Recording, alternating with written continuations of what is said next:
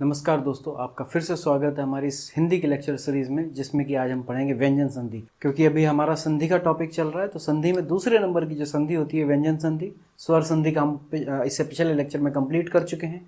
तो आज देखते हैं व्यंजन संधि। व्यंजन संधि किसको कहते हैं? जैसे स्वर में था कि भाई स्वर, हमने जो संधि के बारे में पढ़ा था अभी तक, हमने यही पढ़ा था ना कि भाई दो वर्णों के मेल से जो विकार उत्पन्न होता है उसे हम संधि बोलते हैं। और वर्ण में पहले शब्द का अंतिम वर्ण और दूसरे शब्द का प्रथम वर्ण, ये हमने पढ़ा था।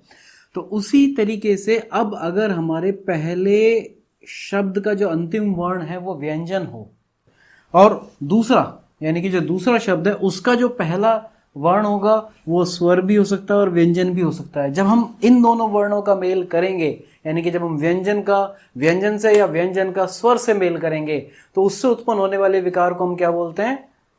व्यंजन संधि। तो इसकी प्रॉपर डेफिनेशन में लिख लीजिए आप। जब प्रथम शब्द के अंतिम वर्ण में व्यंजन हो तथा दूसरे शब्द के प्रथम वर्ण जो है स्वर या व्यंजन हो, तो इन दोनों संधि, तो जो संधि होती है इसको हम व्यंजन संधि बोलते हैं, या इससे उत्पन्न होने वाले विकार को हम व्यंजन संधि बोलते हैं। हाँ, एक चीज ध्यान रखने वाली है, मैं पहले भी बता चुका हूं आपको कि व्यंजन का जो शुद्ध रूप होगा वो हलंत के साथ होगा। ये जो हलंत भाई है इसके साथ होगा, यानी कि क, ख, ग, इस तरीके से। वो कभी भी ऐसे नहीं होगा कि हम ये क, ख, ग ऐसे लिख दें, तो ये गलत होगा, ये वाला राइट होगा। इस चीज को याद रखिएगा। तो बहुत बार क्या होता है, लिखते लिखते हम भी लिख देते हैं कि भाई क, ख, ग के साथ। तो जब भी व्यंजन की बात यहाँ पे कही जाए तो व्यंजन में हमेशा हलंत के साथ मान के चलिए आप लोग। कई बार लिखते वक्त हो जाती है गड़बड़, तो इस चीज को आप याद रखिएगा। तो चलिए सबसे पहले अब इसके टाइप देखते हैं और इसको सॉल्व करने की कोशिश करते हैं। क्योंकि मेरे अकॉर्डिंग स्वर ज़्यादा मुश्किल था, व्यंजन ज़्यादा आसान है। व्यंजन बहुत आसान है, बस आपको एक दो चीज़ें याद रखनी है और कुछ नहीं करना। तो अब इसके जो प्रकार हैं, ये जो है टोटल आपके देखे जाएं तो 1 2 3 4 5। मैं इनको 5 ही रखता हूँ। ऐसा कोई हार्ड एंड फास्ट रूल नहीं कि ये 5 ही होने चाहिए, क्योंकि बहुत सारी किताबों में ये जो न है ये अनुस्वार में दे दिया जाता है, या अन्य नियम में से और 6 के साथ यहाँ अनुस्वार के अलग अलग नियम दे देते हैं, तय के अलग अलग नियम दे देते हैं। तो ये आप इन जनरल मैंने इसको 5 में डिवाइड किया। आप जैसे आपको ठीक लगे वैसे कर लीजिएगा, क्योंकि है बहुत सिंपल, इतने ही प्रकार हैं, इससे ज़्यादा नहीं है। जो कुछ भी खेल होना है वो इस तय के साथ होना है, इसको आपको याद रखना पड़ेगा, ये सबसे इंपॉर्टेंट है। और जहाँ तक सबसे ज़्यादा क्वेश्चंस की बात आती है वो इसी से जुड़े हुए होते हैं। अगर आपको ये आ जाता है तो फिर कोई दिक्कत ही नहीं है, और ये आना कोई मुश्किल नहीं है, बहुत ही आसान है। तो चलिए सबसे पहले देखते हैं। अच्छा, इनके नाम बता देता हूँ। सबसे पहला तृतीय वर्ग संबंधी नियम, पंचम वर्ग संबंधी नियम, त संबंधी, अनुस्वार संबंधी, अन्य नियम। अन्य नियम में मैंने स, न और छ तीनों का प्रयोग किया हुआ है। तो सबसे पहले हम देखते हैं तृतीय वर्ग संबंधी नियम। तो अब देखते हैं इसकी डेफिनेशन क्या कहती है।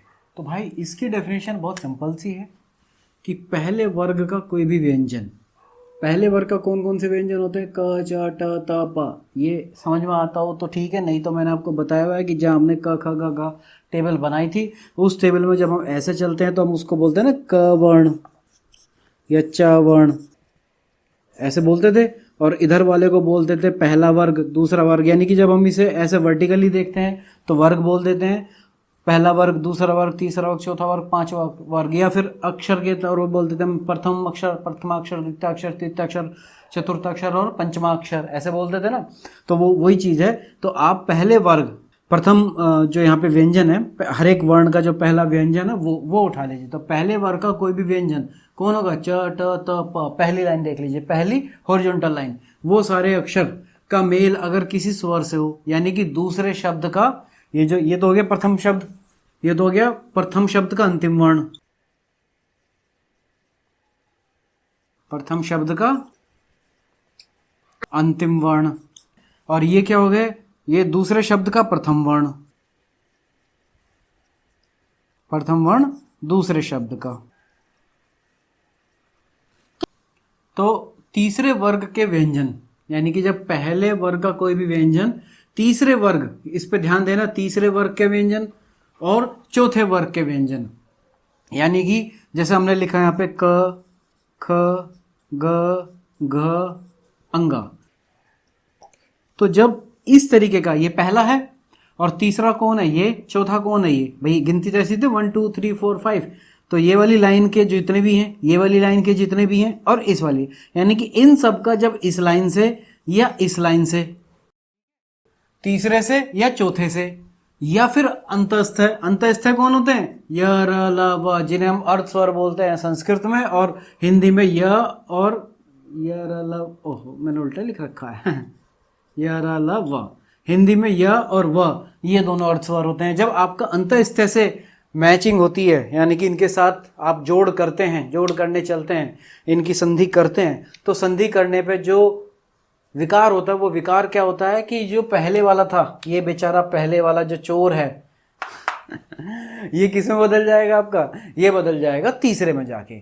यानी कि ये जो क च ट त प है, मैंने इनके नीचे हलंत नहीं लगाया भाई, मैंने इसलिए कहा था भूल जाते हैं बहुत बार, लेकिन शुद्ध रूप हलंत वाला है। तो ये सारे, ये तो एज इट इज रहेगा, इसको कोई चेंज नहीं है, लेकिन ये जो सारे हैं ये किस में बदल जाएंगे, उसी के तीसरे में। और तीसरे में कौन है, ग ज ड द ब, ये इनमें बदल जाएंगे। अभी बताता हूं कैसे बदलेगा, एग्जांपल्स के साथ देखते हैं। तो ये बात समझ में आई कि जब भी किसी पहले वाली लाइन का, पहले वाली हॉरिजॉन्टल लाइन का मैच किसके साथ हो रहा है, थर्ड वाली लाइन के साथ और फोर्थ वाली हॉरिजॉन्टल लाइन के साथ हो रहा है, या फिर य र ल व के साथ हो रहा है, तो वो जो पहला जो ये व्यंजन है ये किस में कन्वर्ट हो जाएगा, थर्ड वाले में कन्वर्ट हो जाएगा। चलो अब इसके एग्जांपल देखते हैं और समझते हैं इसको कैसे होता है। चलिए तो अपना पहला एग्जांपल देखते हैं, क्या है, दिग प्लस गज। ये कैसे कैसे होगा और कैसे सॉल्व होता है। मैंने आपको सॉल्व करने का एक सिंपल सा तरीका बताया हुआ है कि भाई सबसे पहले उसको क्या करो, ध्वनि लेवल पे लाओ। ध्वनि लेवल पे ऑलरेडी ये देखो यहाँ पे लगा हुआ है हलंत, और यहाँ पे हमारा क्या है, हलंत। तो पहला क्या हो गया हमारा, क। भाई पहले शब्द का लास्ट अक्षर, लास्ट ध्वनि क्या हो गया हमारी, क। तो बेसिकली किसका हो रहा है, मैं इसको तो ध्वनि लेवल पे क्या लिखूं, यही तो है, दिक ऐसे तो लिखा जाएगा। तो ये तो हो गया पहला। उसके आगे क्या है, गज। तो ग प्लस अ ज मैंने पूरा लिख दिया, मैंने सिर्फ पहले वाले ग को ही, जो ग है मेरा, उसको ध्वनि लेवल पे ले गया हूँ, बाकी ज और वो मैंने ऐसे ही रखे हैं। अगर आपको ये बात समझ में नहीं आती है तो आप प्रीवियस वाले वीडियो देख लीजिए, मैंने वहाँ बताया हुआ है थोड़ा अच्छे से। अब संधि किस किस की होनी है, इस भाई साहब की और इस भाई साहब की। तो संधि इन दोनों की है। ये जो क है और ये ग है, का कौन है भैया, यहाँ देख लो, ये क्या है, पहला, और ग किसका है, तीसरे का है। इन दोनों की संधि हो रही है, तो क्या हो जाएगा, जब इन दोनों की संधि होगी तो ये क किस में बदल जाएगा, गा में बदलेगा, नहीं बदलेगा, बदलेगा भाई। तो ये क्या हो जाएगा, दी, का की जगह हो गया ग, और पीछे वाला सब कुछ ऐसा का ऐसा ही, उसमें थोड़ी को बदलाव आना था। अब ये जो ग है तो बेचारा हलंत के साथ है, यानी कि आधा है। ये वाला ग इस आ के साथ मिलके फिर से पूरा हो जाएगा, और शब्द क्या बन जाएगा आपका, दिग्गज। आप चाहे तो इसको हलंत के साथ ऐसे भी लिख सकते हैं, और आप चाहे, क्योंकि ये क्या है, खड़ी पाई का है, इसलिए आधा भी लिखा जा सकता है, कोई दिक्कत नहीं। तो शब्द बन गया आपका दिग्गज। बहुत ही दिग्गज प्लेयर है सचिन तेंदुलकर। तो ये शब्द ऐसे बना, दिग्गज। तो समझ में आया। तो पहले शब्द का जो अंतिम वर्ण है, अंतिम वर्ण यानी कि ये क्या है, क व्यंजन है, और दूसरे शब्द का पहला जो वर्ण है वो क्या है, ग। तो ये पहले वर्ग का है, यानी कि पहले वाली जो खड़ी लाइन है उसका है, और ये तीसरे वाली का है। तो जब भी पहले वाले का, पहले वाली वर्ग का प्रथम अक्षर, जो प्रथम वाली लाइन है, प्रथम वर्ग का कोई भी वर्ण हो, चाहे वो क हो, चाहे वो च हो, ट त प, कुछ भी हो, इसका संबंध किसके साथ हो जाए, यानी कि इसकी संधि किसके साथ बने, थर्ड वाले के साथ और फोर्थ वाले के साथ, या फिर य र ल व में से कोई सा आ जाए। चलो बाकी एग्जाम्पल देखते हैं। तो ये किस में कन्वर्ट हो जाता है, थर्ड में, इसीलिए इसको बोला जाता है तृतीय वर्ग संबंधी व्यंजन संधि। तो ये मैं दिग्गज को यहां से हटा देता हूं। अब दिग्गज के बाद आता है दिग अंत। देखो जी, अब ये क्या है, दिग, दिग प्लस अंत, ये पहले का है, सीधी सी बात है, दिखाई दे रहा है। और ये क्या है, स्वर। तो हमने यहां पे लिखा था ना, स्वर में से भी कोई आ जाए, ये रहा स्वर। तो क्या हो जाएगा, किस में कन्वर्ट होगा वो तो सीधी सी बात है भैया, वो तीसरे में कन्वर्ट होगा, तो उससे हमें मतलब ही नहीं है। तो ये क्या हो जाएगा, किस में चला जाएगा, ग हलंत के साथ और प्लस अंत। तो क्या बन जाएगा, एक चीज और, अब देखिए मैं इसको पूरा ही करके चलता हूं। ये क्या है, अ, ऊपर अनुस्वार है त, यही है ना। तो ये जो ग हलंत के साथ है इसके साथ मिलके क्या हो जाएगा, पूरा स्वर पूरा बन जाएगा, अक्षर बन जाएगा। तो ये बन गया आपका दिगंत।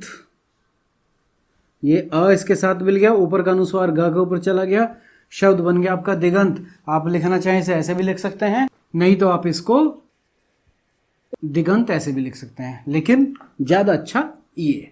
तो समझ में आया दिगंत की संधि कैसे हुई। ऐसे ही दिक प्लस विजय, ये स्वर वाला था, अब दिक प्लस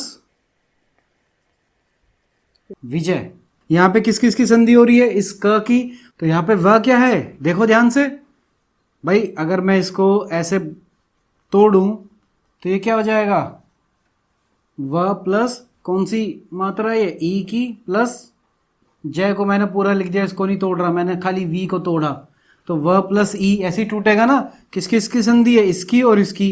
देखो ये तो पहले का ही है, ये तो पहले का ही मिल रहा है। एग्जाम्पल चेंज भी हो सकता है, ऐसा नहीं है कि यही रहेगा, मुझे बुक में यही मिले तो मैंने यही लिख दिए हैं। तो ये क हो गया। ये क्या है, व। अरे ये तो ना तीसरे वर्ग का ना चौथे वर्ग का है ही नहीं, यहाँ पे कहाँ है फिर, ये ना स्वर है। अरे मेरे दोस्तों ये रहा व। तो जब इस व के साथ मिलेगा फिर इसको तो सीधी सी बात है कहाँ जाना है, अपने थर्ड में जाना है। तो थर्ड में जाएगा तो ये क्या बन जाएगा, हलंत के साथ ग, और ये व इसके साथ मिलके पूरा विजय, मैं लिख ही देता हूँ विजय बन गया। तो अब ये क्या हो जाएगा, ये ग इसके साथ जाएगा तो कैसे बनेगा। एक तरीका तो ये हो गया कि इसको ऐसे ही लिख दो, दिग्विजय, कोई गलत नहीं कह सकता, आजकल ऐसे ही लिखा जा रहा है। और नहीं तो फिर आप क्या करोगे, दी ये मात्रा, क्योंकि जब आप इसके साथ यहां ऐसे लिखोगे इसे तो आप ऐसे भी लिख सकते हो। तो ये बन गया आपका दिग्विजय, ये मात्रा इस ऐसे आएगी। तो सही तरीका तो यही है, ये आजकल का तरीका है, लोग लिखते हैं ऐसे किताबों में छापते हैं, लेकिन पुराने तरीके में ऐसे ही लिखा जाता था दिग्विजय। सेम ऐसे ही अब नेक्स्ट है आपका वाक प्लस ईश। सीधे सीधे बता देता हूं भाई, वागीश बनेगा। वागीश बनेगा, देख लेना कैसे। ये क्या बनेगा आपका, च है यहाँ पे, अब क्या, हाँ ये देखते हैं एक बार, ये क्या है, अच प्लस अंत। अब ये जो च है ये किसका है, ये पहले वर्ग का दूसरे नंबर का च वर्ण का है। तो दूसरे का, और किससे मिल रहा है, आ से। आ मेरा क्या है, स्वर है। अरे तो सीधी सी बात है भाई, ये इसके साथ मिलके क्या हो जाएगा, ये पहले तो किस में कन्वर्ट होगा, अपने थर्ड में। थर्ड कौन है इसका, ज। तो ये क्या बन जाएगा, अ ज, और ऐसे अंत बनेगा, ये बना। और ये क्योंकि ज हलंत के साथ और अस्वर है तो मिलके ये पूरा क्या बन जाएगा, अक्षर बन जाएगा। तो ये हो जाएगा अजंत। इसमें कोई कंफ्यूजन हो तो बताओ भाई, मुझे तो लगता नहीं कि इसमें कोई कंफ्यूजन होना चाहिए। सेम ऐसे ही अच प्लस आदि। अच प्लस आदि में क्या हो जाएगा, सीधा सा ये भैया अच प्लस आदि, ये आ मिलके इसके साथ जाएगा और ये चा किस में कन्वर्ट करेगा, थर्ड में। तो क्या हो जाएगा, थर्ड वाला कौन है उसका, जा।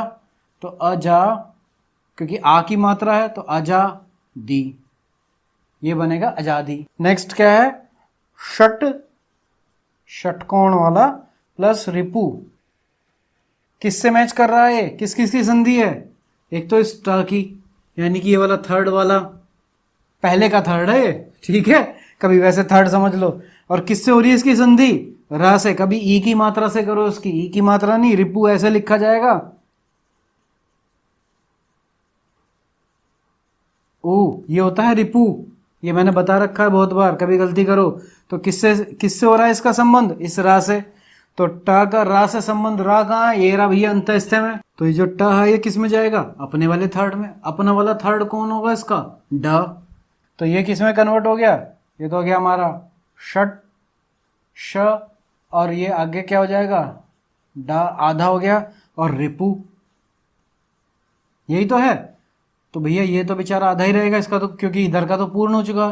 तो ये लिखा जाएगा ऐसे षड रिपु, ये लिखा गया, इसमें कोई दिक्कत नहीं भाई, बिल्कुल सही लिखा है आपने। लेकिन वापस अपनी उस पे आओ, सबसे शुरुआत की क्लासेस में जहां मैंने बताया हुआ है कि र के रूप जो होते हैं वो कौन कौन से होते हैं, एक सिंपल र जो पूर्ण होता है, एक रेफ रूप और एक पदेन रूप। तो इससे र से पहले वाला अक्षर अगर आपका आधा हो तो ये वाला र कहां चला जाएगा, पदेन रूप में। याद है नहीं है, तो ये जो ड है ये पदेन रूप में ऐसा आ जाएगा। लेकिन अब इसमें भी एक था कि जो अंग्रेजी वाले थे या ऐसे जो ड ट्र वाले थे उनमें ये र ऐसे न लग के दो मात्राओं में ऐसे लगता था। याद आ गया? हाँ, ये वही चीज है। तो ये हो गया। अब साथ में जो ई की मात्रा है, ये ई की मात्रा कहां जाएगी? ऐसे। किस पे आ जाएगी?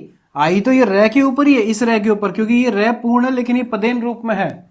और पू, तो ये क्या बन गया आपका?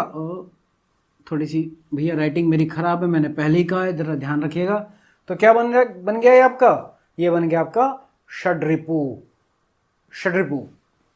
अब इसका, हाँ अब आप एक काम करिएगा, कमेंट में ढूंढ के इसका मतलब लिखिएगा कि इसका मतलब क्या होता है षड्रिपु का। मुझे नहीं पता, आप लोग इसका जो है मतलब कमेंट में करिएगा, जरा लिखिएगा, ढूंढ ढांड के लिख दीजिएगा। हो गए? तो ये समझ में आया कि फर्स्ट वाले का थर्ड वाले में कैसे कन्वर्ट होता है। अब सेम बिल्कुल यही संधि है, बिल्कुल यही संधि है। दूसरा प्रकार क्या है इसका, बताइए? तो दूसरे प्रकार में क्या था कि यहां पर हमने लिखा था पांचवें वर्ग संबंधी। पांचवें वर्ग संबंधी है तो सीधी सी बात है, जब भी पहले वर्ग के व्यंजन का किसी पांचवें वर्ग के व्यंजन से होता है मेल, पांचवें वर्ग के व्यंजन से मेल होता है, तो वो किस में कन्वर्ट हो जाता है? अपने अनुस्वार में। अनुस्वार का मतलब वही पंचमाक्षर में बदल जाता है। और पंचमाक्षर कहाँ लगता है? अनुस्वार के रूप में लगता है। तो अब हम देखते हैं अपनी व्यंजन संधि के दूसरे प्रकार को, जो कि है पंचम वर्ग की संधि। पंचम वर्ग संबंधी व्यंजन संधि का जो नियम है वो देखते हैं। इसमें कहा गया है कि पहले वर्ग का कोई भी व्यंजन, पहले वर्ग का कोई भी व्यंजन यानी कि क च ट त प, जब हम पिछले में पढ़ के आए हैं, उसका संबंध किससे हो जाए? पांचवें वर्ग से हो जाए, यानी कि पंचमा वाले से हो जाए। तो अंगा, अय्या, अणा, ना, मा, आगे मैंने लगा दिया क्रॉस। वो क्रॉस क्यों? यानी कि सिर्फ और सिर्फ संबंध किससे होना? न और म से, इन दोनों से ही होना है। क्यों होना है? वो इसलिए होना है क्योंकि हमने ये मान के चलते हैं, मान के क्या चलते हैं, होता है भाई कि इन तीन व्यंजन से हमारा कोई शब्द शुरू नहीं होता हिंदी में।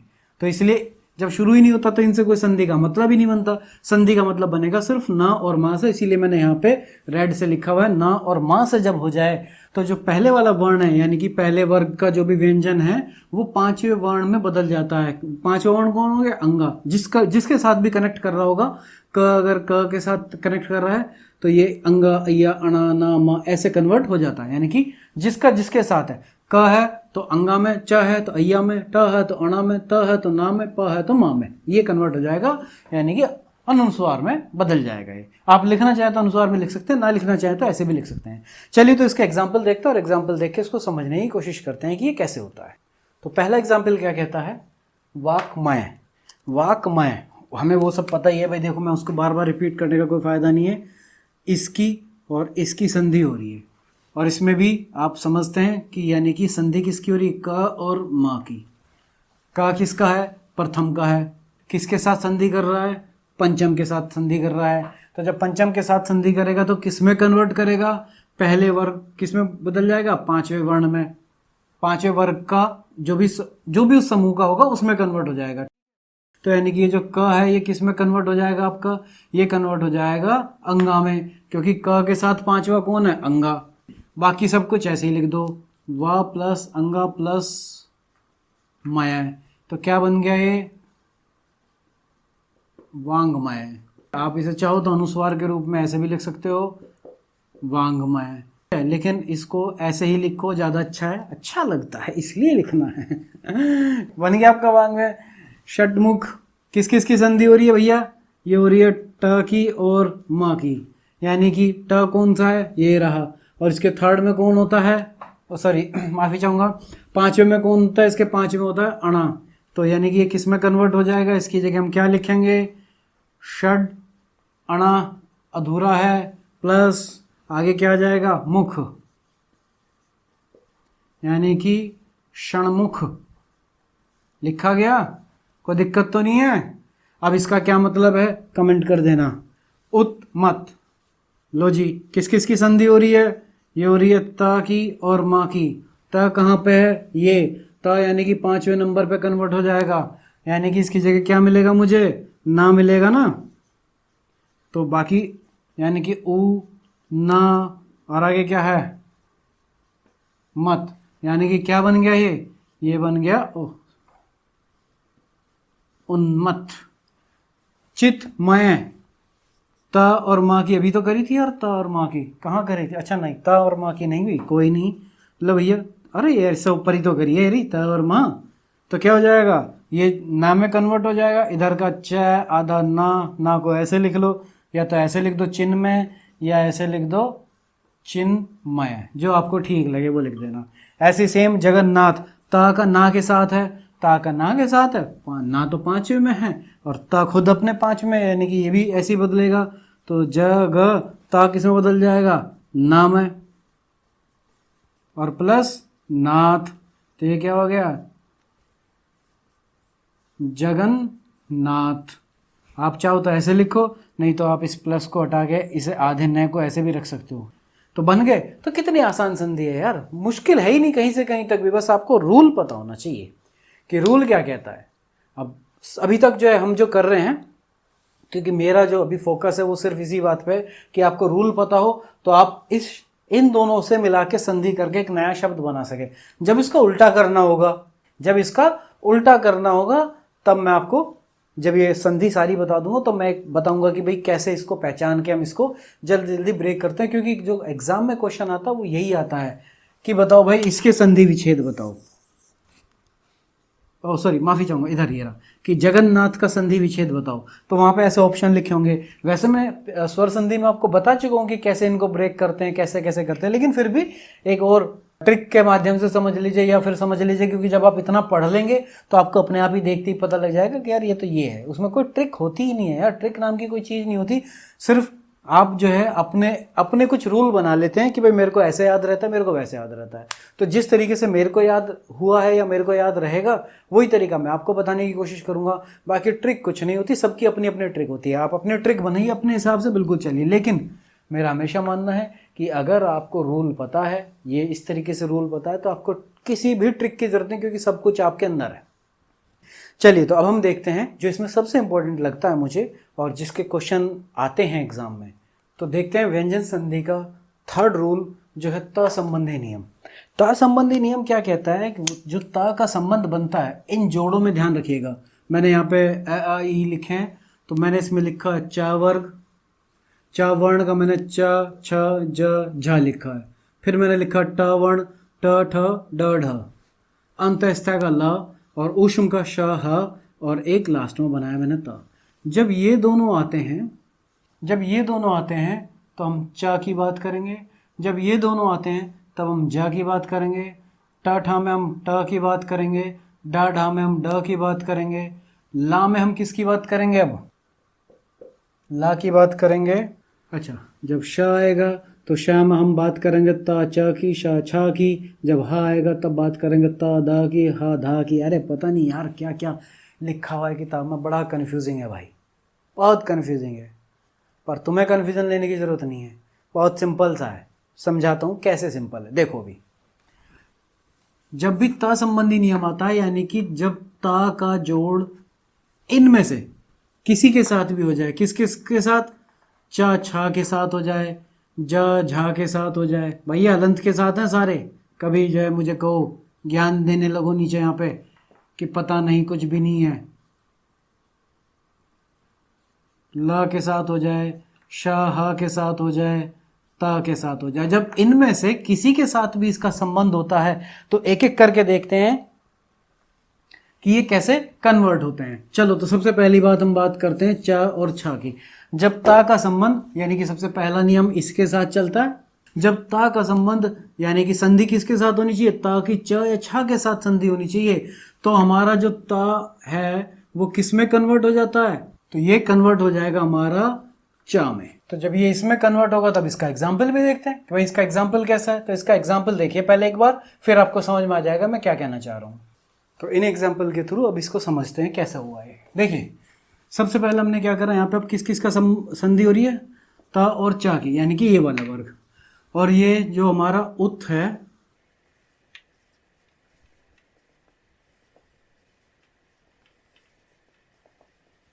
ऐसे ही तो है, इस वाले की इसके साथ हो रही है। तो ये जो ता है ये किस में कन्वर्ट हो जाएगा, ये कन्वर्ट हो जाएगा चा में। और हम यहाँ क्या लिखेंगे, ऊ प्लस और आगे का अपना आरण, यही तो है। तो ये च और आ मिलके तो चा हो ही जाएगा हमारा। तो ये क्या हो गया, उच्चारण बन गया, उच्चारण। तो समझ में आया, ता किस में कन्वर्ट हो गया, चा में। ये वाला जो ता है ये, यानी कि जो पहले शब्द का जो अंतिम वर्ण है जब वो ता है तो ता संबंधी नियम है, तो ये ता ही कन्वर्ट होगा। तो ये ता किस में कन्वर्ट हो गया, आधे च में। अच्छा जी, अगला देखो सेम ऐसी उच्चरित। तो ये ऊ तय किस में कन्वर्ट हो जाएगा, मैं डायरेक्ट लिख दिया भैया, अपने आप करके देखना आगे क्या लिखा हुआ, आगे चरित, मैंने डायरेक्ट कन्वर्ट कर दिया है। तो ये क्या होगा, उच्चरित। ठीक है जी, उच्चरित हो गया। सेम ऐसी जगत छाया। अब जगत छाया, जगत प्लस छाया, ता का संबंध किससे होना है, इस छ से, यानी कि ये वाला छ। आप कहेंगे हलंत वाला और ये पूर्ण है, तो भैया ध्वनि लेवल डिवाइड कर लेना, क्या बनेगा, आया। ये आपको कन्वर्ट करना मैंने बहुत बार बता रखा है।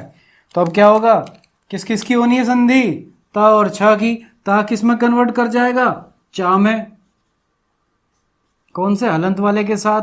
तो ये क्या हो गया, ज प्लस च प्लस इधर की छाया, तो पूरा ही लिख देता हूं, ये एक ही बार में काम हो जाएगा। तो क्या बन गए, जगत, समझ गए जी, बन गया जगत छाया। तो ऐसे ही सतचरित। सतचरित कैसे बनेगा, देखिए जी, सत प्लस चरित्र है भैया, ये ता किस में कन्वर्ट हो जाएगा, चा में। तो ये चा प्लस चरित बन गया सच्चरित्र। अब ये जगत छाया, सच्चरित और कौन सा, उच्चरित। उच्चारण का तो आपको पता ही है क्या होता है, मतलब इन तीनों के आप कमेंट में मतलब लिख दीजिएगा। तो पहले वाली संधि समझ में आई कि जब भी ता का संबंध किसके साथ हो, इन दोनों के साथ हो, तो ये वाला जो ता है ये कन्वर्ट हो गया किस में कन्वर्ट हो जाएगा, इस चा में, बाकी पूरा शब्द ऐसे ही। अब जब आपको ये समझ में आ गया तो इसमें समझने में क्या है, इसमें भी तो यही है कि भैया जब ता का संबंध इस ता का जो जोड़ है वो ज और झ के साथ हो, तो ये ता किस में कन्वर्ट कर जाएगा, इस जा में कन्वर्ट कर जाएगा। सेम ऐसे ही जब इसके साथ हो तो ये किस में कन्वर्ट कर जाएगा, ता, ये कन्वर्ट कर जाएगा टा में, इसमें डा में, यहां पे ला में कन्वर्ट। ठीक है, यहां तक का हो गया। चलो जी, अब इनके एग्जाम्पल देखते हैं सीधे सीधे, क्योंकि मैं बार बार सेम वही चीज बताऊंगा आपको कि भाई ता का जोड़ इनके साथ हो तो चा में कन्वर्ट होगा, ता का जोड़ झा के साथ हो तो जा में, टा में, बार बार लिखने का कोई मतलब नहीं है। तो यहां तक के एग्जाम्पल देखते हैं। चलिए, तो एग्जाम्पल के साथ इनको करने की कोशिश करें। तो पहला क्या लिखा हुआ है, सत प्लस जन। सत प्लस जन, ता का संबंध किसके साथ हो रहा है, जा के साथ। जा हलंत में हम लिख लेंगे। तो ता का संबंध जा के साथ हो रहा, तो ता किस में कन्वर्ट करेगा, जा में। तो यानी कि ये क्या हो जाएगा, जा प्लस जन। और इसको कैसे लिखा जाएगा, खड़ी पाइया तो आधा लिख सकते हैं, बन गया सज्जन। ये बन गया हमारा सज्जन। तो इसमें कोई कंफ्यूजन हो तो आप मुझे बताइए, मुझे उम्मीद है कि आपको कंफ्यूजन होना नहीं चाहिए, अगर आपको इतनी बात समझ में आती है जो मैंने रूल बताया है। नेक्स्ट क्या है, चलो नेक्स्ट का देखते हैं, जगत जननी। जगत प्लस जननी, तो ये ता का जा से संबंध है, ता किस में बदल जाएगा, जा में। देखो वहां पे इधर क्या लिखा हुआ है, जगह प्लस जननी, तो किस में कन्वर्ट हो जाएगा ये, जगज जननी। मतलब बताना भाई इसका भी। विपथ जाल, ये विपथ है तो ता का जा के साथ संबंध है, देखो यहाँ पे ता का जा के साथ संबंध है, तो क्या हो जाएगा ये, विपज जाल। क्या मतलब है, कमेंट में करके बताओ। और ये जो उत प्लस ज्वल है, इस पर मैंने एक स्टार बनाया हुआ भैया। ये एक ऐसा एग्जाम्पल है जो वर्तनी शुद्धि में आता ही आता है, और इतने एग्जाम्स में आ चुका, इतनी बार आ चुका कि इसे खुद नहीं पता होगा मैं कितनी बार आ चुका।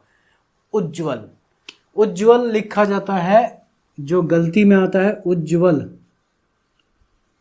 बहुत जगह ऐसा लिख के दे देंगे, बहुत जगह लिख देंगे ऐसे उज्ज्वल, और ले बन जा मेरे भाई, उज्ज्वल। कुछ जगह देंगे ये दो आधे जय, और कुछ जगह दे देंगे उज जवल, ऐसा। अब बताओ इसमें कौन सी वर्तनी शुद्धि है? तो खैर तुम सब इतने पढ़ चुके होंगे कि तुम्हें पता होगा कि भाई ये वाला सही है।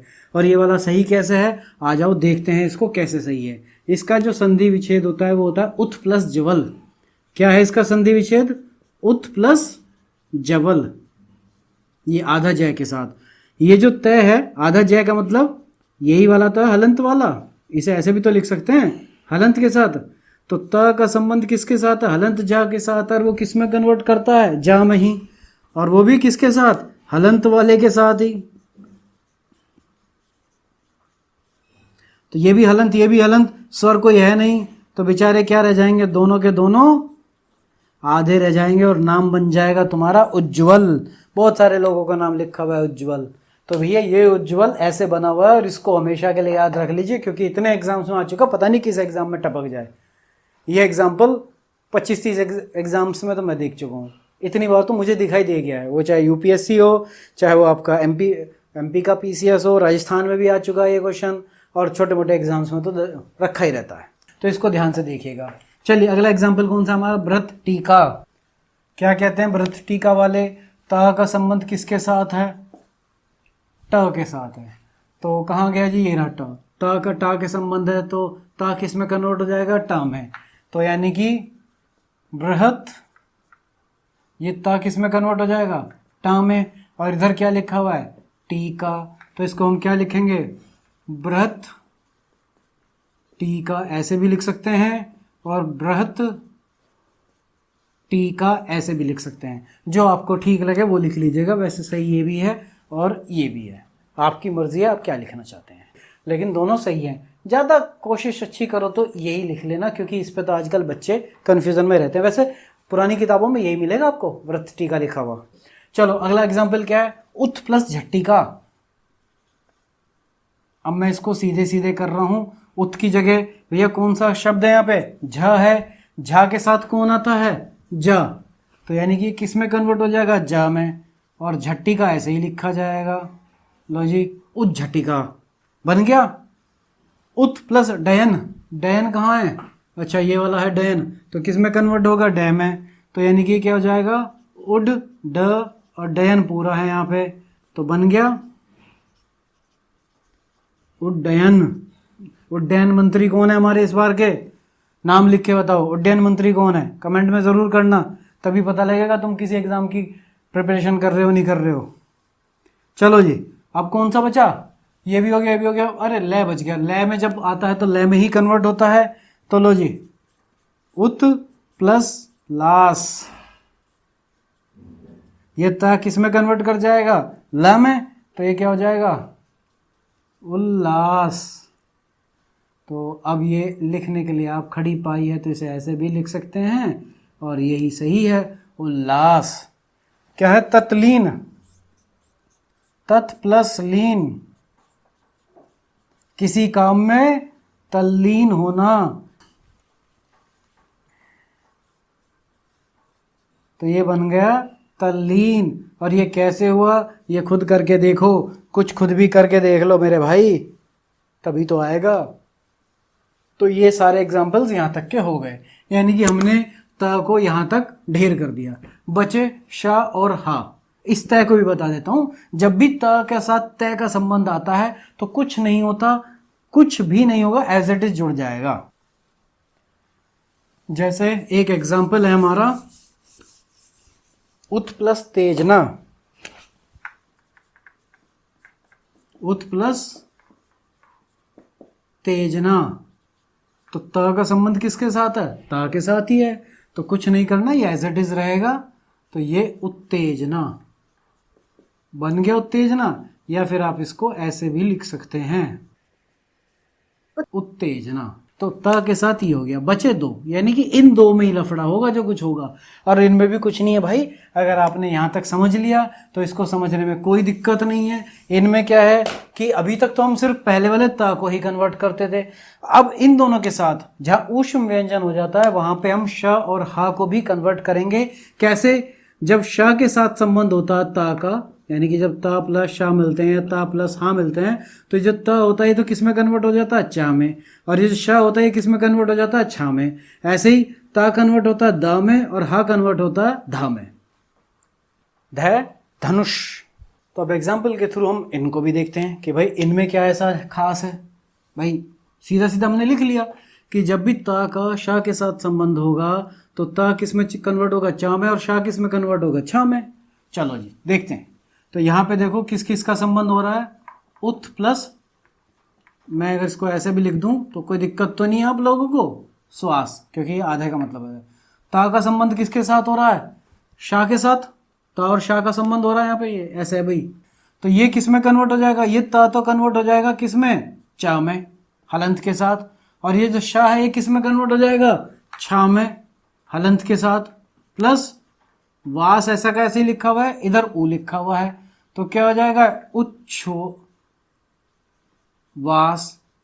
अभी छा के साथ हलंत लिखना पड़ेगा, और छा क्या है, गोल पेंदी का बेचारा कुछ नहीं कर सकता, ये ऐसे ही लिखा जाएगा। तो ये हो गया उच्छ्वास। अब आप लोगों को क्या करना है, इसका मीनिंग मुझे कमेंट में करके बताना है कि इसका मतलब क्या होता है। ऐसे ही अब अगले की बात करते हैं। क्या है यहाँ पे, सत, ये हलंत के साथ है, प्लस शास्त्र। यहाँ पर श पूरा है तो इसे हलंत के साथ बदल लेंगे। तो किस किस की संधि हो रही है यहाँ पे, ता की और शा की। तो ये किस में कन्वर्ट हो जाएगा, चा में हलंत के साथ, और ये छा में हलंत के साथ। इधर ये आ हो गया और ये ऐसे ये बन गया, ये आ हो गया और त्रय बन गया। इधर क्या हो गया, ये सा पूरा। तो क्या बन गया, ये स, च हलंत के साथ है, छ इसके साथ मिलके क्या बन जाएगा, छात्र। तो क्या बन गया है, सच्छास्त्र। तो इसमें कोई कंफ्यूजन हो तो भैया कमेंट करो, और इसका मीनिंग ज़रूर बताओ मुझे कि इसका मीनिंग क्यों है। मीनिंग मैं इसके लिए कह रहा हूँ आपको, क्योंकि जितना ज़्यादा आप इन शब्दों को ढूंढ के इनका मतलब समझेंगे, उतना ही ज़्यादा आपकी हिंदी की वोकैब अच्छी होगी, मतलब आपके शब्द ज़्यादा मजबूत होंगे। और जितना ज़्यादा आप शब्दों के बारे में जानेंगे उतनी ही आपकी वर्तनी शुद्धि होगी। इसलिए आप जितने भी मैंने शब्द बताए इन सब का मतलब खुद से ढूंढिए। बताने के लिए मैं बता दूंगा, जैसे चलो उच्छ्वास, श्वास का मतलब क्या होता है, सांस लेना। उत पता नहीं क्या है, वो तो तुम बताओगे।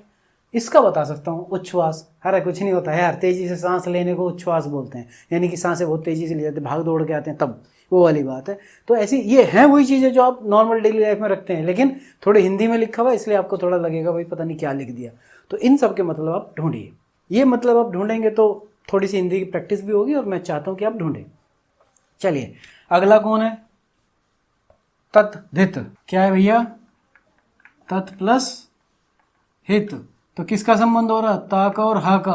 ता किस में कन्वर्ट हो जाएगा, यहाँ देखो ता और हा का संबंध होता है, तो ता किस में कन्वर्ट होता है, दा में हलंत के साथ। और हा किस में कन्वर्ट होता है, धा के साथ। तो इधर क्या है, ता पूरा है, द ध, और इधर ई की मात्रा है, ये ई और ता, यही तो है, इत, ऐसे ही तो होगा। तो ये धा तो इसके साथ मिलके पूरा बन गया। तो क्या बन गए, त ध, इधर धित, तधित। मैं इसको यहाँ से हटा के पूरा लिख देता हूँ, बन गया तधित। ये शब्द बिल्कुल सही है, कोई दिक्कत नहीं है, लेकिन फिर भी हम पुरानी हिंदी वाले आदमी है भाई, तो इसीलिए बता देता हूँ कि जब भी द आपका अधूरा होता है तो ये क्या होता है, धा के साथ मिलता है, तो ये क्या बन जाता है, दा धा, ऐसे बनता है ना, तधित।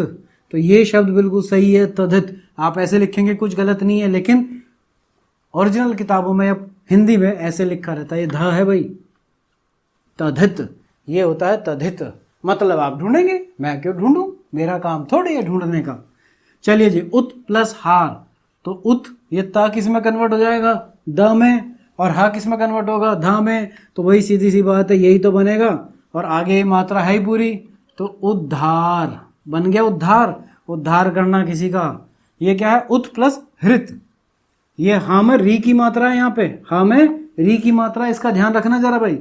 हमें क्या याद रखना यार, हमें तो ये पता भैया ता किस में कन्वर्ट होगा, दा में। और इधर कौन है, हा। तो ये हा कहाँ जाएगा, ये ढूंढने की बात है। अब इसमें हा कहाँ आएगा, धा के रूप में, ये बन गया धा। और धा के साथ यहाँ पे री भी आएगा, क्योंकि हा के साथ यहाँ पे री है। तो ये क्या बन जाएगा? उद्धृत। उद्धृत। ये र जो है धा के साथ जुड़ा दिखाई देगा, ना कि द के साथ। इस बात को याद रखना, क्योंकि हा की जगह धा आया है, ना कि द। तो उद्धृत, ध ध ध धरित, तो उद्धरित, उद्धार, उद्धरित, तधित। तो ये बन गए ऐसे। तो मैं उम्मीद करता हूं कि त संबंधी नियम जो है आपको पूर्णतः क्लियर हो गया होगा इन सब को देखते हुए। तो इसके बाद हम देखते हैं व्यंजन संधि में नेक्स्ट अनुस्वार संबंधी। अनुस्वार क्या, वो मैं संबंधी है बेसिकली, तो मैं संबंधी की बात कर लेते हैं। चलिए तो उसको देखते हैं। तो नेक्स्ट है हमारा अनुस्वार संबंधी नियम, या इसे मैं संबंधी नियम। आप दोनों में से जो बोलना चाहे वो बोल सकते। ऐसा क्यों? क्योंकि इसमें बेसिकली हम मैं के बारे में ही बात करते हैं कि भाई मैं हम कैसे रखते हैं। तो इसके मैं के जो रूल होते हैं, 3 रूल होते हैं मेन, उन्हीं 3 के ऊपर हम बात करेंगे। तो पहला रूल क्या होता है इसका मैं का, कि मैं का संबंध यानी कि संधि जो करनी है वो क से लेके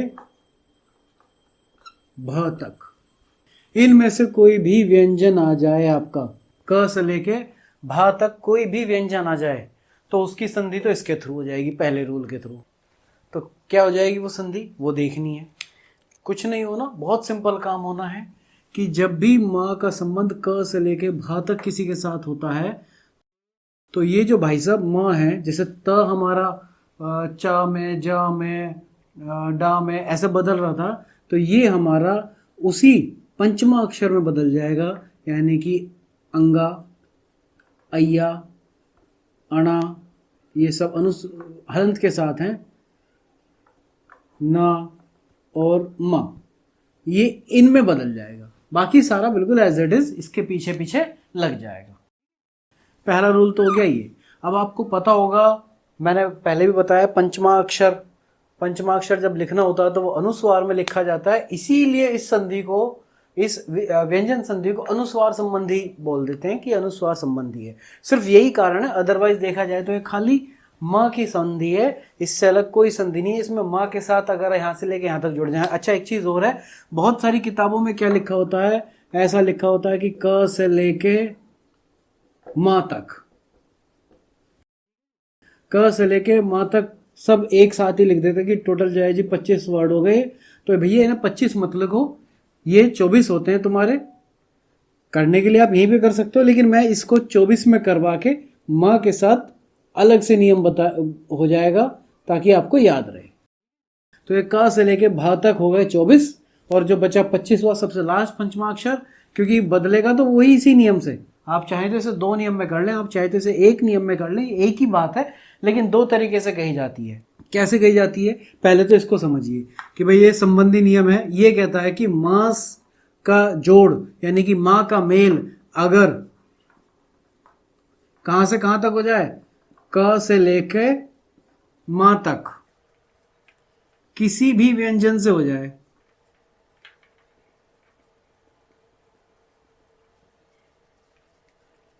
तो मां किस में बदल जाएगा, मां बदल जाएगा पंचमा अक्षर में। अंगा, अय्या, अणा, ना और मां।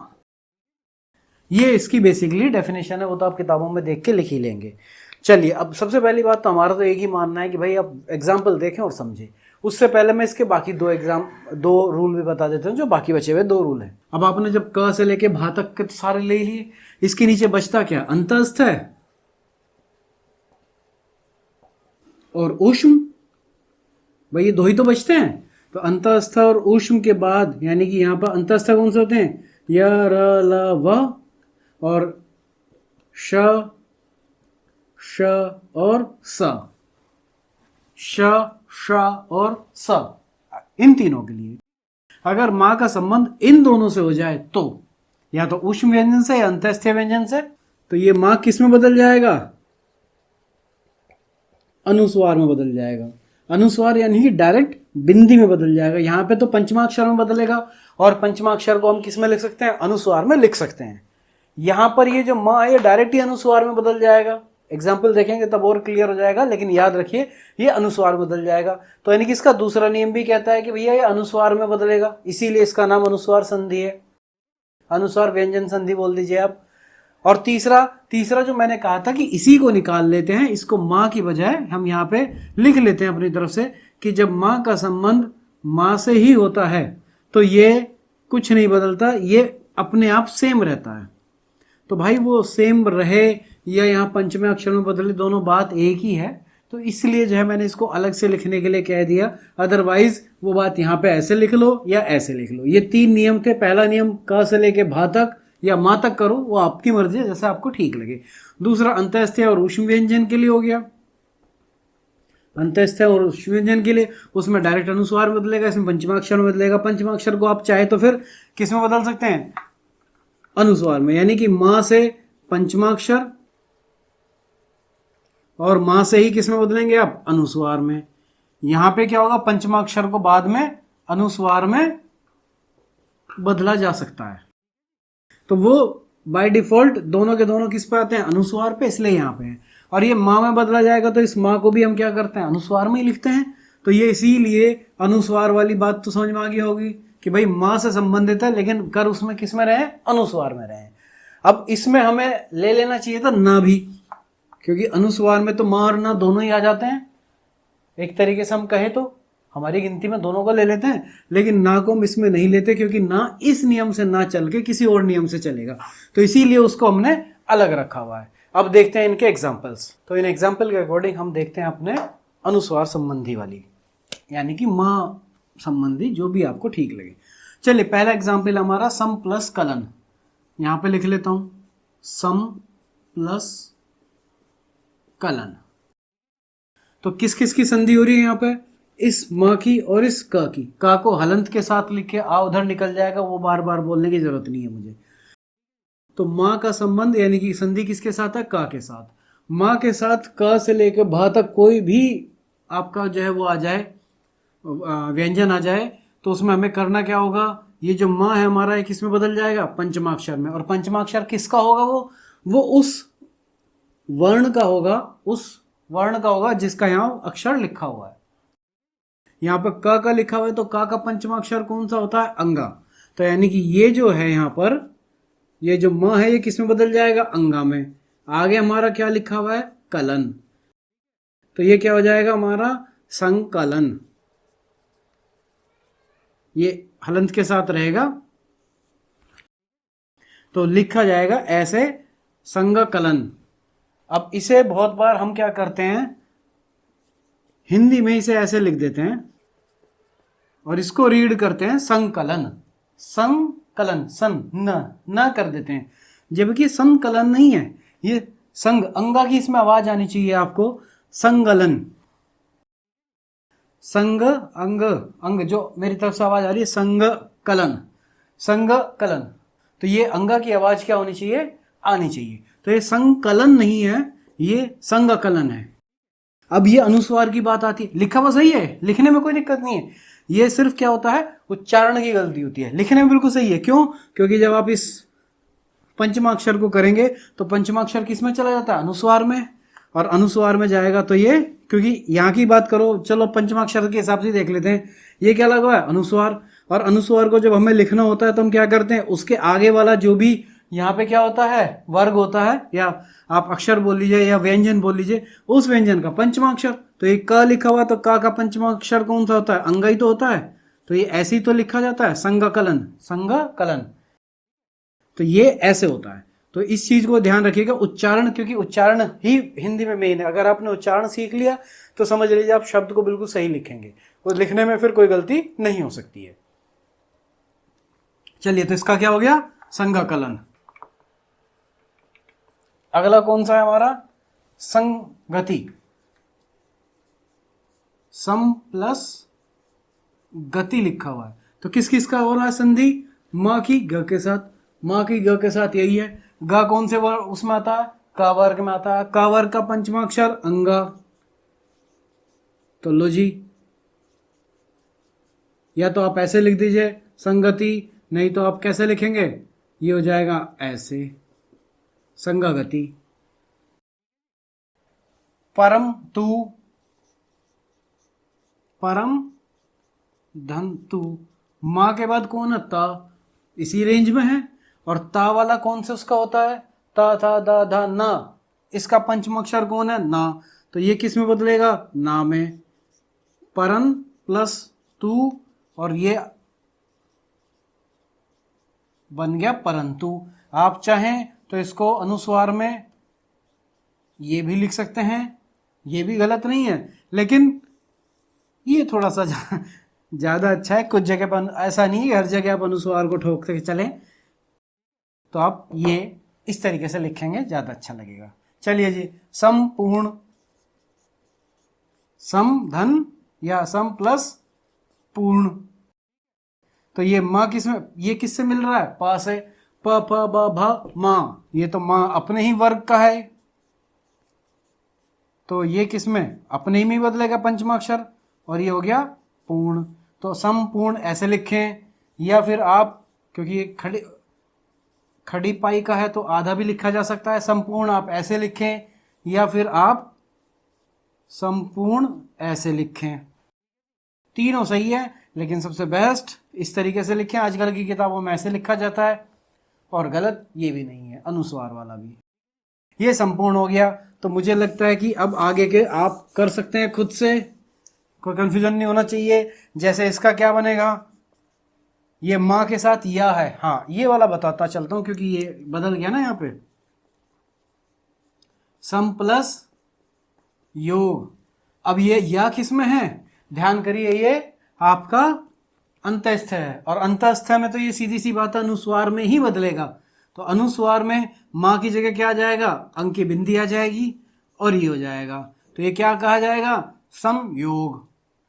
ये जो अनुस्वार है, अब इसको पढ़ा क्या जाएगा? हम इसको संयोग नहीं पढ़ सकते, संयोग नहीं है, समयोग है। अगला क्या है? सम प्लस रक्षक। तो रे भी कौन सा है? आपका अंत्यस्थ है। अंत्यस्थ है तो किस में बदलेगा? अनुस्वार में। तो संरक्षक बन गया। संरक्षक ऐसे बनता है, संरक्षक।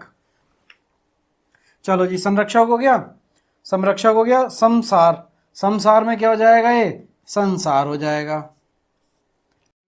ये मैं जो है अनुस्वार की तरफ चलता जाएगा। संयोग, संरक्षक, संसार। और कोई सा? अब हाँ, एक और चीज है, वही उच्चारण के ऊपर है। अच्छा, ये संहार यानी कि संहार हो जाएगा। ये संहार। हाँ क्या है? ऊष्म व्यंजन है। ऊष्म व्यंजन तो मैंने लिखे होंगे जरूर। हाँ, श श श हा, ओहो, उसमें हाँ लिखना बाकी रह गया था, वो लिख लीजिएगा। ऊष्म व्यंजन के साथ ये अनुस्वार में जाता है। सम्मान, यहां पर इसके लिए मैंने कहा था कि इसको हम ऐसे लिख देंगे, मैंने इस मैं की वजह से करा था। क्यों हो जाएगा ये? सम्मान। ये सबसे बेस्ट होता है सम्मान लिखने का। ऐसे ही सम्मति, ये हो गया जी सम्मति। अगर आप इसे मैं के साथ उसके उस पंचमाक्षर में ले जाएंगे तो पंचमाक्षर में बनना तो यही है, कोई दिक्कत नहीं है। लेकिन उसे थोड़ा सा अगर आप चाहें तो उसके साथ रख लीजिए, क से लेके माँ तक कर लीजिए, नहीं तो क से लेके भा तक, जहां तक आपको ठीक लगे बनेंगे ये। तो यहां पर आकर हमारी अनुस्वार संबंधी जो व्यंजन संधि है वो समाप्त। और अब हम चलते हैं आगे अपनी बाकी बची हुई 3 छोटी छोटी संधियों के लिए, जो है स से संबंधित, ना से संबंधित और छ से संबंधित। तो अब देखते हैं हम ससंबंधी नियम, व्यंजन संधि का ये 5वां प्रकार। इसमें क्या कहा जाता है? बहुत सिंपल सा है ये भी, कि भाई वही, अगर यहां पर स है यानी कि दूसरे वर्ण का पहला, दूसरे शब्द का जो पहला वर्ण है अगर वो स है, और इसका पहला या इससे पहले कौन कौन हो सकता है? अ या आ, इन दोनों को हटा के कोई भी स्वर हो, तो कोई भी स्वर में कौन कौन से आते हैं? देखो, ई, ई, उ, ऊ, री, ए, आए, ओ, औ। यानी कि इनमें से अगर कोई भी आता है और उसके पीछे स लिखा हुआ है, तो ये भाई साहब क्या करेंगे? अपने आप को कन्वर्ट किस में कर लेंगे? जिसे आप कहते हैं षटकोण वाला श। श, श, ये श है तो श में बदल जाएगा। ये स जो है श में बदल जाएगा अगर इनके बाद ये आता है। बस इतना सा ही नियम है, कोई बड़ा नियम नहीं है। तो ये सीधा सीधा सा कहता है कि जी अगर स से पहले कोई भी स्वर आ जाए, कोई भी स्वर आ जाए, सिर्फ किसको छोड़ के, जिसमें कि अ और आ ये नहीं होने चाहिए। तो ये वाला जो श है ये अपने आप को षटकोण वाले श में बदल लेगा। ये नियम है इसका। तो अपना तो सीधा सा हिसाब है, ये एग्जाम्पल देखेंगे और समझेंगे कि क्या वाकई में ये इस तरीके से काम करता है या नहीं करता है। नियम बनाए तो करता ही होगा। एग्जाम्पल्स देखते हैं, एग्जाम्पल से क्लियर हो जाना चाहिए आप सबको। पहला एग्जाम्पल है कि v प्लस सम। अगर इस v को आप ब्रेक करोगे तो ये क्या लिखा हुआ है वैसे, व प्लस ई लिखा हुआ है प्लस सम, ये ऐसी तो लिखा हुआ है। अब यहाँ पे किस किस की संधि हो रही है, इस ई की इस स से संबंधी कह रहा हूं, संधि हो रही है, माफ करना जरा, संधि हो रही है। तो जब ये संधि होगी तो हमने नियम बनाया हुआ है कि ये वाला जो स है किस में बदल जाएगा, ये बदल जाएगा श में। ये म है, ये व रहेगा, हाँ, और ये ई रहेगा। अब ये अधूरा व्यंजन है, इसके साथ ये ई की मात्रा वापस क्या बन जाएगा, वि शम। मिल गया जी, विषम बन गया। कोई दिक्कत, कोई कंफ्यूजन हो तो फिर सीखो अगर कंफ्यूजन है तो। चलिए ये क्या बनेगा, विषाद। तो ये क्या बन जाएगा आपका, विषाद, ऐसे बन जाएगा ये भैया राइटिंग का थोड़ा ध्यान रख लेना जरा। कोई कंफ्यूजन हो तो बताओ, मैं करके दिखाऊं, अदरवाइज मुझे उम्मीद आप कर लोगे। सु समा, सु प्लस समा, तो ये क्या है बेसिकली, स प्लस उ प्लस ये स अ म। मैं पूरा नहीं करा उसे। संधि किस किस की है, इन दोनों की। तो ये उ के साथ स से पहले कोई भी स्वर आ जाए तो किस में बदल गया, ये वाला किस में बदल गया, श में। और यहां हमारा पूरा है ही है अमा, ये इसके साथ ये षटकोण ये आधा रहेगा। तो ये वाला श इस अ के साथ मिलके पूरा श हो जाएगा माँ, और ये इसके साथ मिलके सुषमा बन गया, सुषमा नाम, सुषमा मलिक। तो जितनी लड़कियों का नाम सुषमा है वो देख लें कि भैया उनका नाम इन दो अक्षरों से मिलके बना हुआ है, सु प्लस समा, सु प्लस समा। तीसरा क्या है, सुसुप्त। अरे ये भी यार ऐसे ही बनेगा, ये वाला सु चला जाएगा यहाँ पे, इसकी जगह इस वाले श की जगह ये आ जाएगा, ये आधा प और ये तय, सुषुप्त। इसका मतलब तुम बताओगे। तो ये सहसंबंधी नियम है, खत्म। इतना सही है, बहुत छोटे छोटे से हैं सारे के सारे, इनमें कुछ नहीं है। इनमें जो बड़ा है वो ता वाला वैसे भी बहुत आसान हो जाता है। अगर आपको याद है, च छ ज झ ट ठ ड ढ ल, और नीचे जो श और ह, और बचा एक ता अपने आप में, खत्म, संधि खत्म। यहाँ वो ता वाली पहले कहा था कि पहले वाला तीसरे चौथे से मिले तो तीसरे में बदलेगा, पहले वाला पांचवें से मिले तो पांचवें में बदलेगा। दो, तीसरा ता का नियम, चौथा अनुस्वार का नियम, यानी कि क से लेके माँ तक अगर माँ किसी से मिलता है तो अनुस्वार में या पंचमाक्षर में बदल जाता है, उसकी कहानी खत्म। ये आपका पांचवा सहसंबंधी, जरा सा था ये तो। अब बचा ना और छा। चलिए जी, ना को भी देखते हैं हम। ना में क्या है, थोड़ा सा खेल है, ज्यादा बड़ा खेल नहीं है, थोड़ा सा ये छोटा सा। और वो क्या कहता है कि भाई जब ना होता है, आपने रामायण का नाम सुना है कभी? सुना ही होगा यार, रामायण तो भारत के जन जन में बसी हुई है, कुछ को छोड़ दें तो। मतलब जो नास्तिक लोग हैं उनका नहीं, बाकी जो आस्तिक हैं वो सब रामायण को मानते हैं। तो रामायण ऐसे कहीं लिखा रहता है भैया, रामायण, और बनता है किससे मिलके, राम प्लस अयन से। कोई कंफ्यूजन तो नहीं है? नियम बाद में बात करेंगे। तो यहां पे देखो, रा भी है, माँ भी है, ये जो माँ और आ मिलके आ की मात्रा आ जाएगी, वो भी मैंने सोच लिया। क्यों आ जाएगी? अरे भाई ये मेरे, ये माँ प्लस आ पहले ही है, और प्लस एक और आ गया, तो आ और आ मिलके क्या बनाएंगे, आ नहीं बनाते? शुरू में नहीं पढ़ा था? अब ये बचा य और ना, तो या भी है, यानी कि यहां तक तो सब कुछ है। ये अणा जो है एक्स्ट्रा रखा है किसकी जगह, इस ना की जगह। तो बस यही नियम है। ये क्या कहते हैं कि अगर आपका इधर की तरफ री, र और श के बाद, या ये कह लीजिए कि इधर कोई भी स्वर आ जाए, क्योंकि इनके बाद स्वर निकल सकता है, रा के बाद शा के बाद, अगर ये कोई आ जाए और यहां पर इधर किसी शब्द में ना हो, शब्द की बात कर रहा हूं, तो किसी भी शब्द में ना आ जाए तो क्या होगा, वो जो ना है वो अण में परिवर्तित हो जाता है और बाकी सारा एज इट इज लिखा जाता है। अब आप कहोगे कि भैया यहाँ पे तो राम लिखा हुआ था, यहाँ पे री रा शा तो है ही नहीं, तो मैंने कहा साथ में कोई स्वर भी हो, तो माँ के बाद अगर मैं हटाऊंगा तो यहाँ पे एक स्वर आ गया ना, और इस स्वर के बाद इधर का जो शब्द है अयन, इसमें देखिए ना है, तो ना किस में बदल गया, अणा में बदल गया, और बाकी जो चल रहा है वो चलता रहेगा संधि का। एक चीज तो हो गई ये, एक नियम। तो इससे कौन कौन से बनते हैं, जैसे इससे बनता है प्र प्लस नाम, तो ये क्या बन जाएगा आपका प्र, भाई प की यानी कि स्वर की किसके साथ, ये जो र है, र की संधि, ये प्र जब बेसिकली लिखा हुआ है हलंत के साथ, ये क्या लिखा हुआ है पहले तो इसी को देखो, ये लिखा हुआ है कुछ इस तरीके का कि ये प हलंत के साथ और रा ये है पूरा, तो ये जो रा है ये पदेन रूप में नीचे इसके तरफ, ये जब आधा होता है तो रा पदेन रूप में चला जाता है, तो इसलिए समझ गए ना प्र कैसे लिखा हुआ है। तो पहली चीज तो हो गई ये। तो ये रा के बाद क्या लिखा हुआ है, नाम, तो देखो रा के बाद कौन आ गए भाई साहब, ना आ गए, ना आ गए तो क्या हो जाएगा, ये प्र तो सीधा रहेगा और ना की जगह क्या आ जाएगा, अणा आ जाएगा, और आ की मात्रा ऐसी, तो बन गया प्रणाम। कोई कंफ्यूजन इसमें, प्रणाम बन गया। चलिए जी अगला देखें, प्रणाम से अलग अब हमने एक और देखते हैं,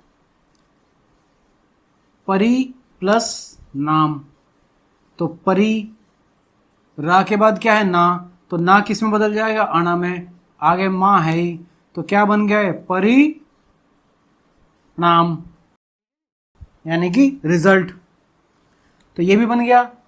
अब रामायण का मैंने आपको बताया कि भाई रामायण में ना पीछे चला गया तो ये अण पीछे आ जाएगा, कोई दिक्कत नहीं है।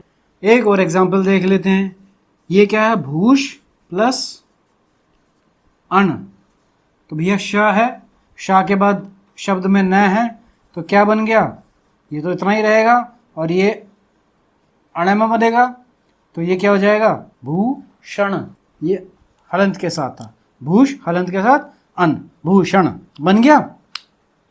चलो जी अब कहाँ दिक्कत आती है, दिक्कत आती है कहाँ पर, अब देखो मैंने लिखा हुआ है कहीं अर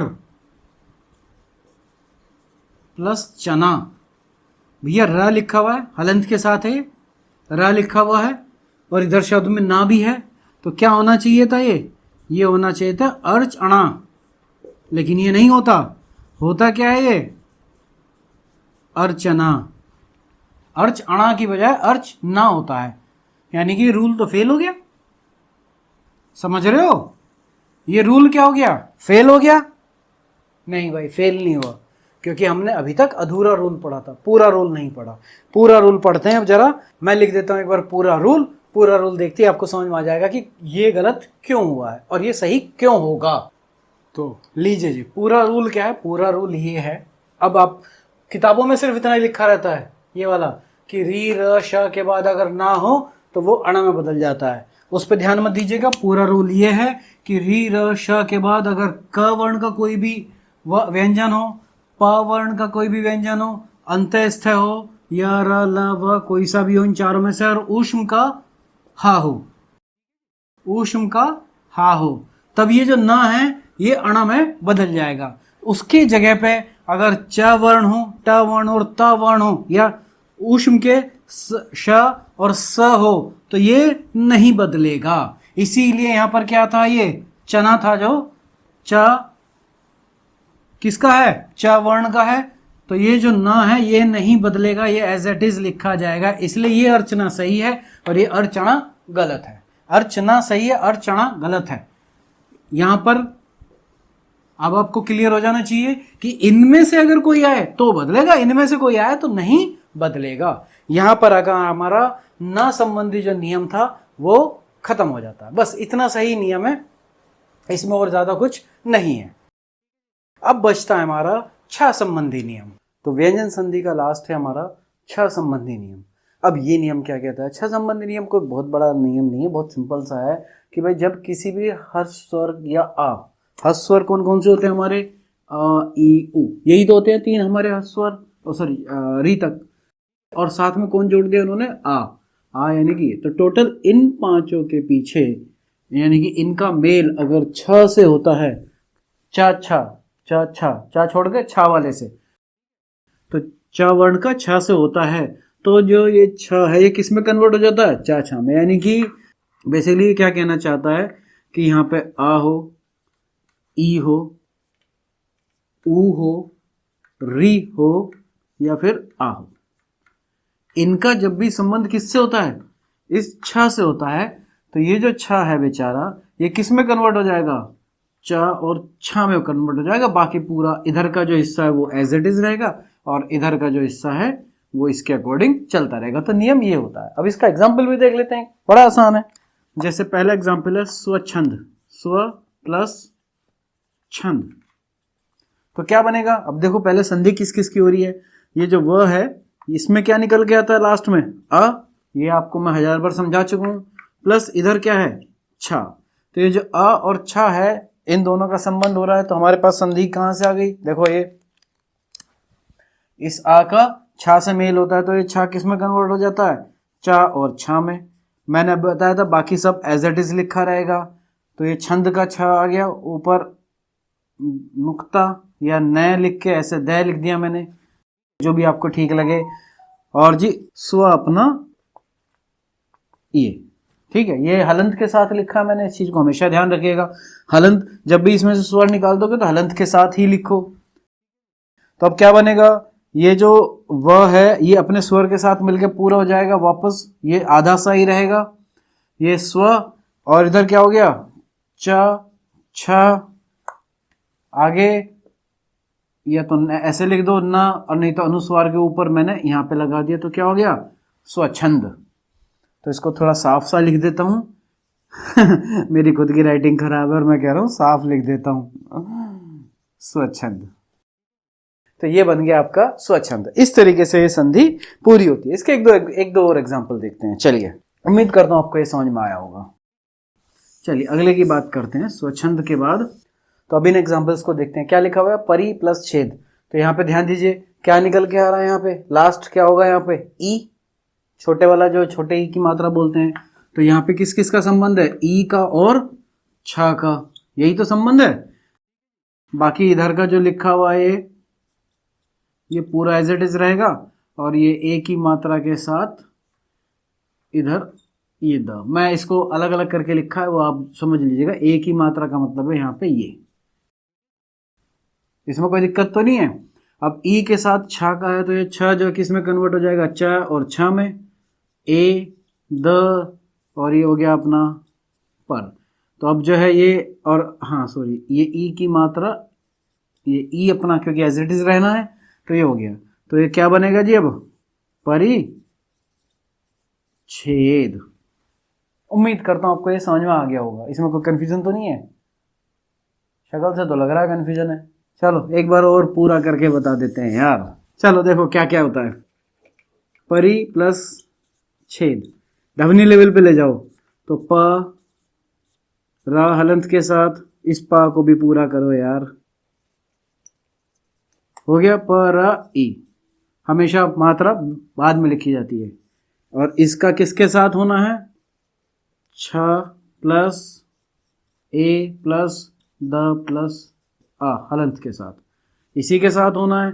संधि किन दोनों की होनी है? इन दोनों की। ये जब होगी तो ये किस में कन्वर्ट कर जाएगा? च और छ में। वो छ हलंत के साथ है, यहाँ पे भी मुझे लिख देना चाहिए था वैसे वो हलंत के साथ ही। चलिए खैर कोई नहीं, क्योंकि यहाँ पे छ स्वर के साथ रहता है तो मैं इसे हलंत के साथ कर देता हूँ भाई। ये चीज़ आप यहाँ पे भी ठीक कर लीजिएगा कि ये हलंत के साथ है, क्योंकि पीछे का स्वर वो अपने आप जुड़ जाता है, तो इसलिए मैंने लिखा नहीं था। वो समझदार है आप इस बात के लिए। तो ये हो गया। तो अब ये बाकी एज इट इज रहेगा, एज इट इज रहेगा। तो ये जो एज इट इज रहेगा, देखिए प अ मिलके क्या बन गए प, रा और ई मिलके क्या बन गए री। ये एज इट इज, ये ए और प्लस द, ये द और आ मिलके द बन गए। अब ये मात्रा ऊपर चली जाएगी तो क्या बनेगा परी, ये मात्रा इसके साथ है तो छेद, तो ये बन गया परिच्छेद। और उम्मीद करता हूँ अब अनुच्छेद भी आप ऐसे ही बना लेंगे। और ये विच्छेद, तो ये क्या बनेगा, ये वाला जो शब्द बनेगा ये क्या बनेगा अनुच्छेद, हमारे संविधान में जो अनुच्छेद है वो। और ये क्या बनेगा विच्छेद। ये बनाइए आप खुद से, कुछ तो कर लो। अब यहां पर आकर हमारी व्यंजन संधि पूर्ण होती है। अगर कोई एक दो छोटी मोटी छूट गई हो मुझसे तो छोड़ दीजिए, क्योंकि जहां तक मैं उम्मीद करता हूं इतनी मैंने बता दी, इनके बाहर एग्जाम में क्वेश्चन नहीं आता। और फिर भी किसी एग्जामिनर को क्वेश्चन डालना है तो समझ लो भाई फिर वो तो तुम्हारा पागल ही बनाना चाह रहा है, वो चाहता ही नहीं कि तुम संधि का क्वेश्चन सॉल्व कर गए हो। और मैंने पहले ही कहा इनसे बाहर व्यंजन संधि में कोई और क्वेश्चन अभी तक तो मैंने देखा नहीं है। मैंने इतने एग्जाम्स के क्वेश्चन निकाल लिए, मुझे कोई दिखाई नहीं दिया है। तो अब इससे नेक्स्ट लेक्चर में मिलते हैं हम विसर्ग संधि के साथ। आपका बहुत बहुत धन्यवाद समय देने के लिए। आप अगर हमारा सहयोग करना चाहते हैं तो हमारे वीडियोस को लाइक करिए, शेयर करिए अपने दोस्तों के बीच में। उम्मीद करता हूं कि आपने जो समय हमारे साथ व्यतीत किया इसमें आपने ज़रूर कुछ सीखा होगा। धन्यवाद।